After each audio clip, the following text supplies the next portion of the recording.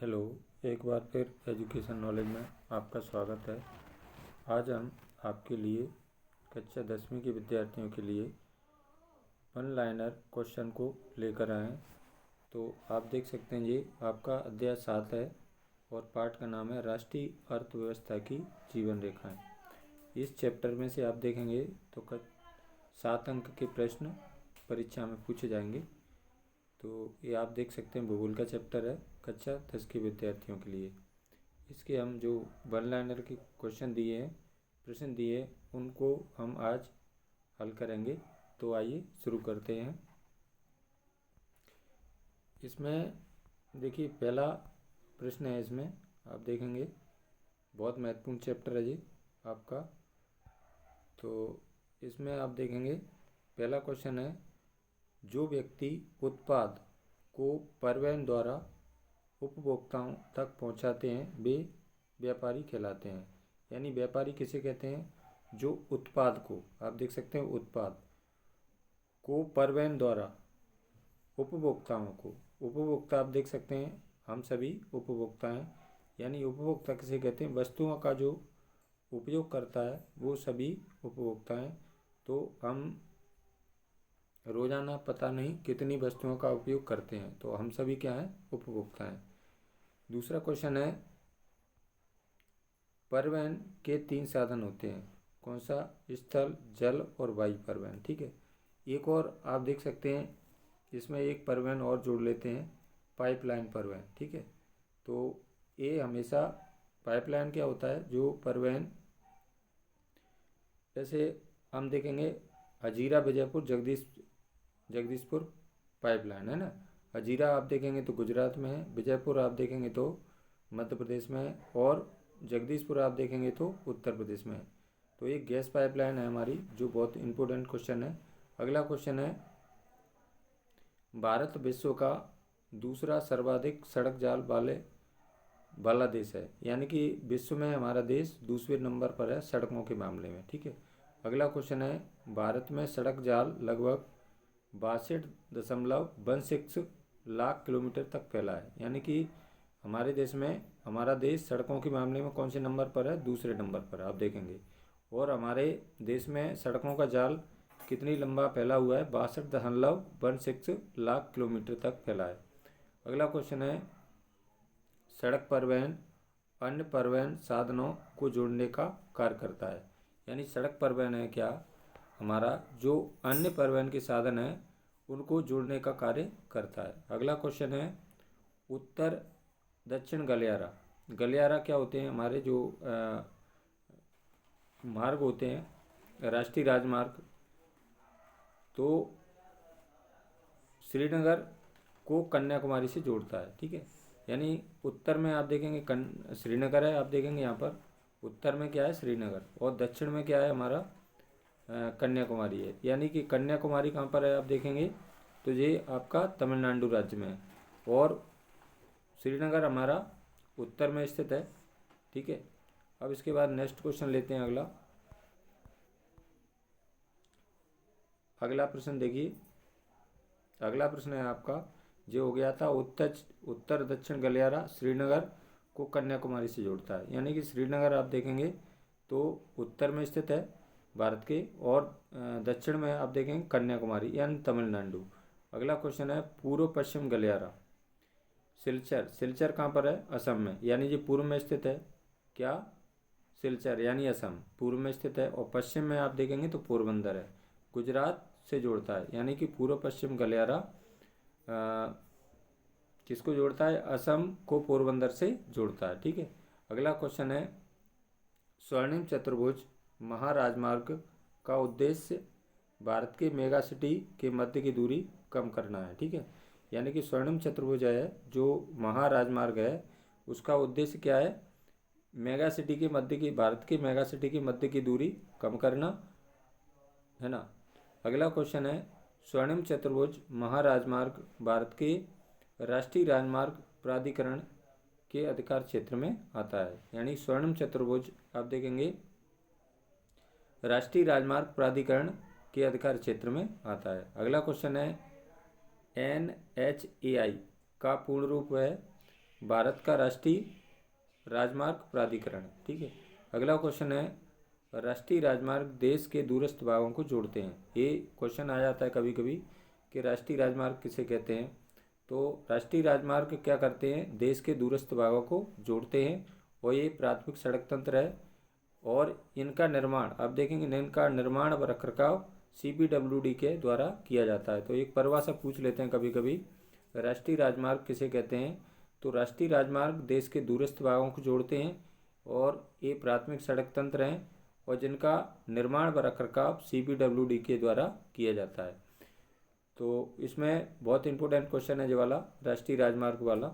यानी कि इसको कैसे लिखेंगे आप, राष्ट्रीय राजमार्ग देश के दूरस्थ भागों को जोड़ते हैं, ये प्राथमिक सड़क तंत्र है। इनका निर्माण व रखरखाव, निर्माण माने क्या होता है, बनवाना, और रखरखाव माने क्या होता है, मरम्मत करवाना, CPWD के द्वारा किया जाता है। इसको कहते हैं केंद्रीय लोक निर्माण विभाग। ठीक है। इसका पूर्ण रूप है CPWD का को हिंदी में क्या कहते हैं, केंद्रीय लोक निर्माण विभाग। ठीक है। अगला क्वेश्चन है, आप देखेंगे CPWD का पूर्ण रूप क्या है, केंद्रीय लोक निर्माण विभाग। यानी कि हिंदी में इसको कहते हैं केंद्रीय लोक निर्माण विभाग। किसको, CPWD को। अगला क्वेश्चन है, भारत में सड़कों का रखरखाव व निर्माण केंद्रीय लोक निर्माण विभाग के अधिकार क्षेत्र में आता है। ठीक है। यानी भारत में जो सड़कों का रखरखाव किसके निर्माण, केंद्रीय लोक निर्माण विभाग, यानी जो राष्ट्रीय राजमार्ग हैं उनका बनवाने का कार्य और उनकी मरम्मत का कार्य किसके अधिकार क्षेत्र में है, केंद्रीय लोक निर्माण विभाग। इसको बोलते हैं इंग्लिश में CPWD। ठीक है। अब इसके बाद नेक्स्ट क्वेश्चन लेते हैं। अगला प्रश्न है आपका, अगला प्रश्न है, भारत में सड़कों का रखरखाव व निर्माण केंद्रीय लोक निर्माण विभाग के अधिकार क्षेत्र में आता है। ठीक है। अगला क्वेश्चन है, प्रसिद्ध शेरशाह सूरी मार्ग राष्ट्रीय राजमार्ग संख्या 1 के नाम से जाना जाता है। ठीक है। यानी प्रसिद्ध शेरशाह सूरी मार्ग राष्ट्रीय राजमार्ग संख्या 1 के नाम से जाना जाता है। अगला क्वेश्चन है, ऐतिहासिक शेरशाह सूरी दिल्ली शेरशाह सूरी मार्ग दिल्ली व अमृतसर को आपस में जोड़ता है। यानी कि शेरशाह सूरी मार्ग है वो किसको जोड़ता है आपस में, दिल्ली और अमृतसर को आपस में जोड़ता है। अगला क्वेश्चन है, राज्य राजमार्गों का निर्माण व रखरखाव का दायित्व राज्य के सार्वजनिक निर्माण विभाग का होता है। इसको देखिए, राज्य की सड़कें होती हैं वो कौन बनवाता है, सार्वजनिक निर्माण विभाग। इसको बोलते हैं PWD। ठीक है, PWD। ठीक है। अब इसमें देखिए इसको कैसे लिखेंगे, राज्य राजमार्ग किसे कहते हैं, तो राज्यों को राजधानियों से जोड़ने वाली सड़कें राज्य राजमार्ग कहलाती हैं। इनका निर्माण व रखरखाव किसके द्वारा, PWD के द्वारा किया जाता है। बस ये लिखना है आपको। तो आप देखिए यहाँ पर देखेंगे CPWD, ये आप देखेंगे इसका पूर्ण रूप क्या है, केंद्रीय लोक निर्माण विभाग। ठीक है। और ये क्या करती हैं दोनों सड़कें, यानी कि इनका जो CPWD है, केंद्रीय लोक निर्माण विभाग है, वो क्या है, राष्ट्रीय राजमार्ग की जो सड़कें होती हैं उनको बनवाने का कार्य करता है। अब इसके बाद नेक्स्ट क्वेश्चन लेते हैं। अगला देखिए प्रश्न है अगला, PWD का पूर्ण रूप क्या है, सार्वजनिक निर्माण विभाग का होता है। ठीक है। यानी जो राज्य की सड़कें होती हैं वो PWD के द्वारा बनवाई जाती हैं। इसको हिंदी में कहते हैं सार्वजनिक निर्माण विभाग। अगला क्वेश्चन है, जिला मार्गों की व्यवस्था का उत्तरदायित्व जिला परिषद का होता है। अब देखिए जिला परिषद, हमारे देश में 3 प्रकार की सड़कें हैं, यानी कि राष्ट्रीय राजमार्ग, राज्य राजमार्ग, जिला मार्ग, और इसके बाद में एक है सीमा सड़क संगठन। ठीक है। यानी 4 प्रकार की सड़कों का उत्तरदायित्व अलग अलग है। ठीक है। अब इसमें जिला मार्ग की परिभाषा कैसे लिखेंगे, जिले के प्रशासनिक मुख्यालय को जिला मुख्यालय से जो सड़कें जोड़ती हैं उसको हम जिला मार्ग कहते हैं। ठीक है। जिसका निर्माण व रखरखाव किसके द्वारा, जिला परिषद के द्वारा किया जाता है। तो इसमें देखिए प्रशासनिक मुख्यालय क्या है, यानी तहसीलें। तहसीलों को जिला मुख्यालय से जोड़ने वाली सड़कें क्या कहलाती हैं, जिला मार्ग उनको कहते हैं। और इनको कौन बनवाता है, जिला परिषद के द्वारा इनका निर्माण किया जाता है। अगला क्वेश्चन है,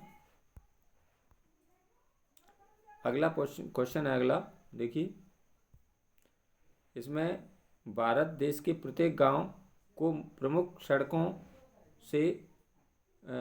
शहरों से सड़कों द्वारा जोड़ने का कार्य प्रधानमंत्री ग्रामीण सड़क परियोजना के तहत किया जाता है। दोबारा से देखेंगे इस क्वेश्चन को। भारत के प्रत्येक गांव को प्रमुख शहरों से सड़कों द्वारा जोड़ने का कार्य प्रधानमंत्री ग्रामीण सड़क परियोजना के तहत किया जाता है। अगला क्वेश्चन है, भारत सरकार प्राधिकरण के अधीन सीमा सड़क संगठन को 1960 में बनाया गया था। यानी सीमा सड़क संगठन की स्थापना आप देखेंगे 1960 में हुई थी। सीमा सड़क संगठन की स्थापना कब हुई थी, 1960 में। अगला क्वेश्चन है, सीमा सड़क संगठन देश की सीमांत क्षेत्रों की सड़कों का निर्माण व रखरखाव देखती है ना। यानी कि जो सीमा सड़क संगठन है, जो हमारे देश की सीमा है, देखिए सीमा सड़क संगठन देश की सीमांत क्षेत्रों की सड़कों का निर्माण व रखरखाव देखती है, यानी करवाती है। ठीक है, सीमा सड़क संगठन के द्वारा, ऐसे अटल टनल जो सुरंग है वो सीमा सड़क संगठन के द्वारा बनाई गई है। अब इसके बाद नेक्स्ट क्वेश्चन है, अगला प्रश्न है, जो हो चुका था हमारा। अगला प्रश्न है आपका, भारत के उत्तर तथा उत्तर पूर्वी क्षेत्रों की सामरिक महत्व की सड़कों का उत्तरदायित्व सीमा सड़क संगठन का है। ठीक है, यानी जो कठिन इलाके होते हैं उनको उत्तरदायित्व उनको सड़कें कौन बनवाता है, सीमा सड़क संगठन के द्वारा बनाई जाती है वहाँ पर। अब देखिए इसमें आ रहा है सीमा सड़क संगठन के बारे में, नीचे क्वेश्चन आ रहा है, आप देखेंगे ये बहुत इंपॉर्टेंट क्वेश्चन है। ये वाला आप देखेंगे, विश्व की सबसे लंबी राजमार्ग सुरंग भारत में स्थित है, जिसकी लंबाई 9.02 किलोमीटर है। इसको अटल टनल के नाम से जाना जाता है। इसमें देखिए ये नीचे दिया है इसका उत्तर, विश्व की सबसे लंबी राजमार्ग सुरंग अटल टनल है। ठीक है, अगला है, अटल टनल भारत सरकार की सीमा सड़क संगठन द्वारा बनाई गई है। यानी कि अटल टनल जो राजमार्ग सुरंग है वो किसके द्वारा, सीमा सड़क संगठन के द्वारा इसको बनाया गया है। इसकी लंबाई आप देखेंगे तो कितनी है, 9.02 किलोमीटर है।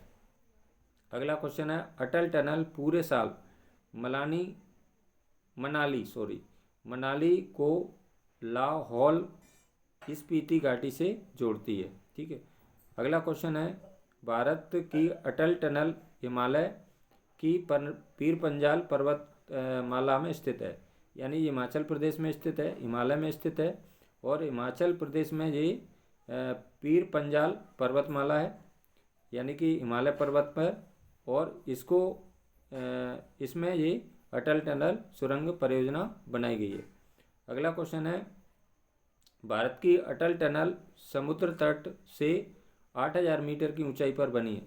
यानी जो समुद्र तल है हमारा, उससे 8000 मीटर की ऊंचाई पर इस अटल टनल राजमार्ग का निर्माण किया गया है। अब इसके बाद नेक्स्ट क्वेश्चन है, आगे देखिए,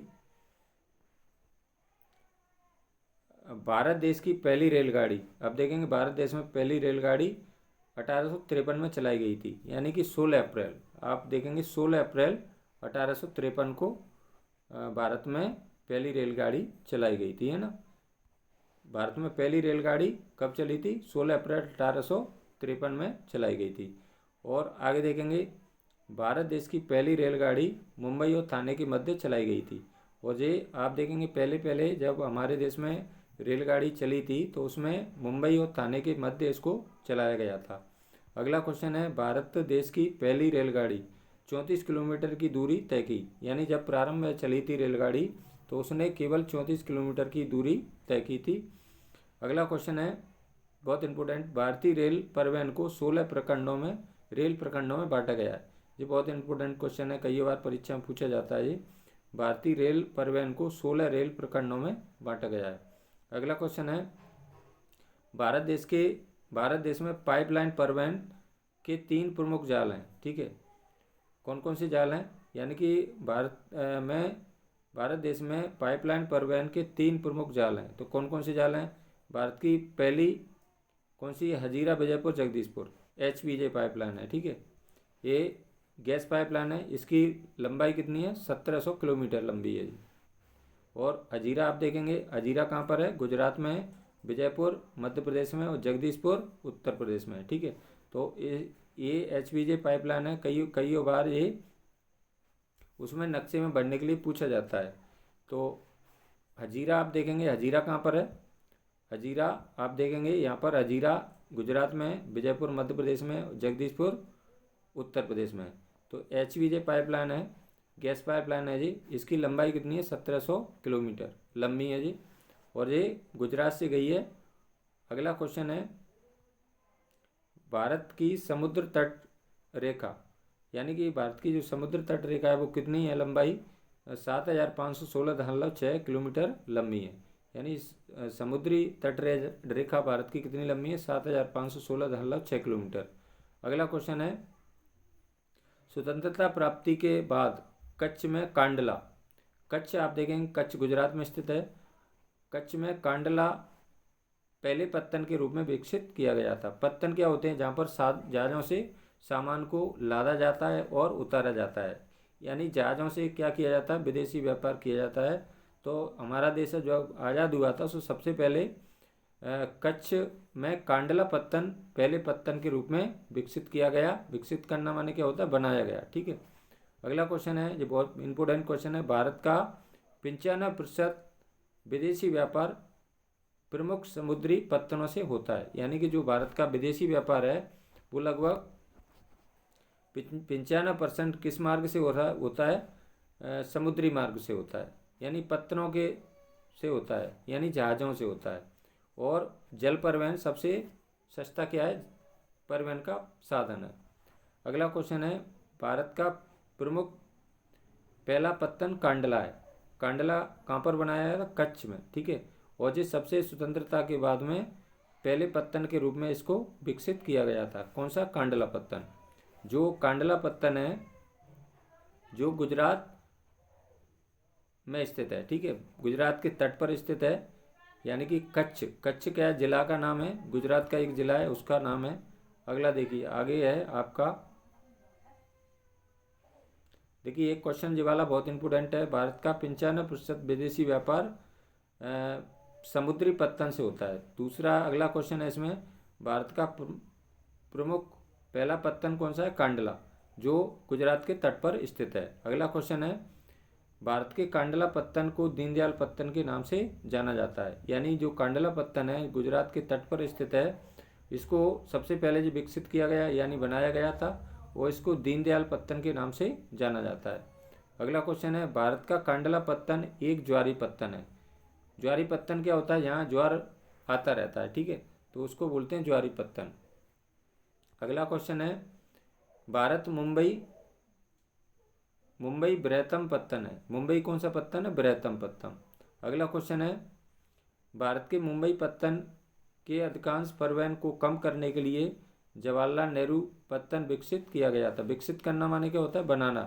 बनाया गया था। यानी मुंबई पत्तन के अधिक परिवहन को कम करने के लिए आप देखेंगे जवाहरलाल नेहरू पत्तन विकसित किया गया था। ठीक है, अगला क्वेश्चन है, भारत के कुल निर्यात का 50% लौह अयस्क का निर्यात मारवागांव पत्तन से के द्वारा किया जाता है। यानी मारवागांव पत्तन आप देखेंगे, मारवागांव पत्तन गुजरात के गोवा के तट पर स्थित है, यानी कि समुद्र में पश्चिम में स्थित है जी। पश्चिम में हमारा अरब सागर है और यहाँ पर मारवागांव पत्तन स्थित है। और आप देखेंगे 50% लौह अयस्क का निर्यात भारत इसी पत्तन से करता है। उसका नाम है मारवागांव पत्तन।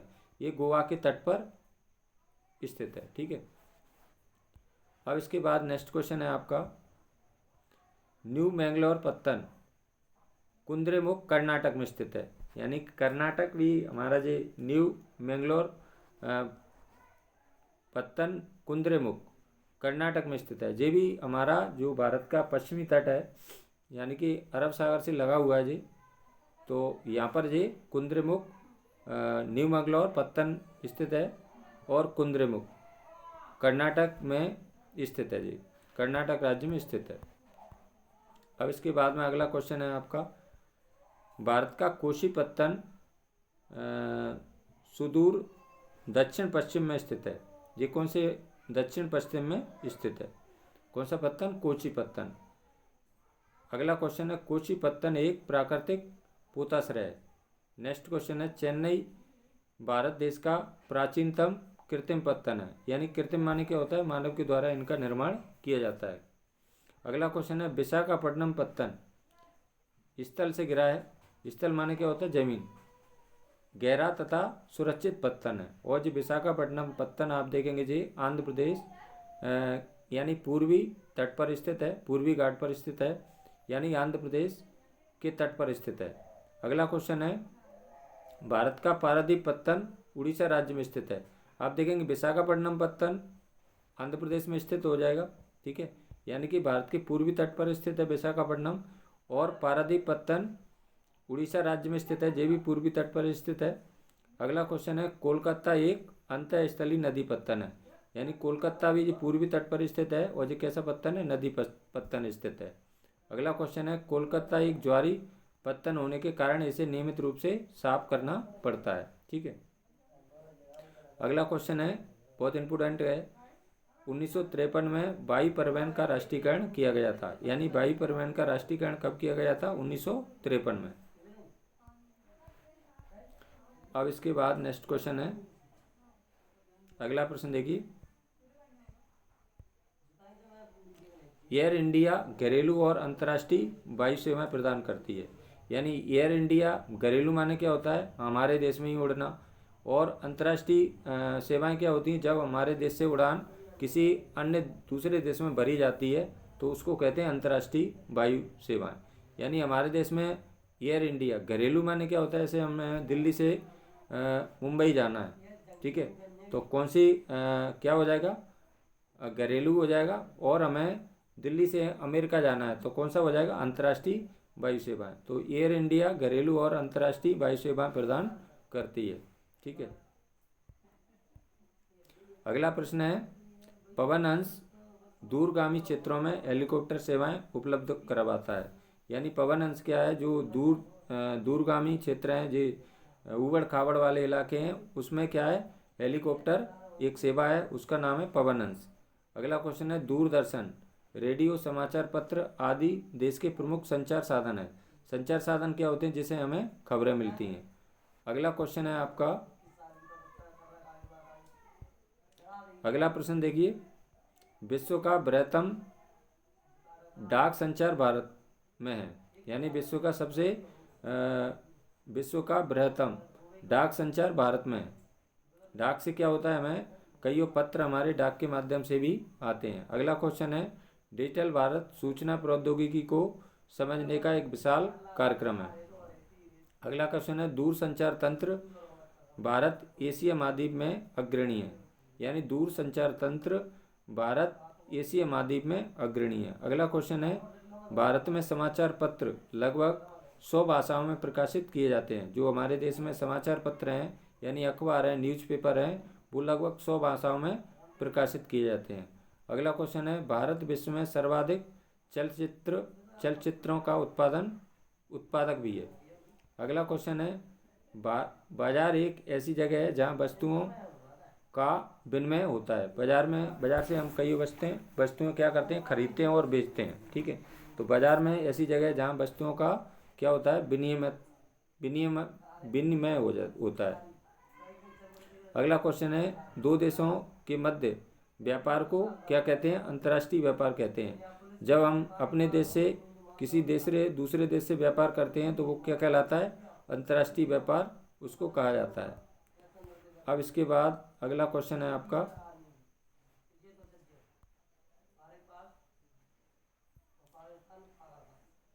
अगला प्रश्न है,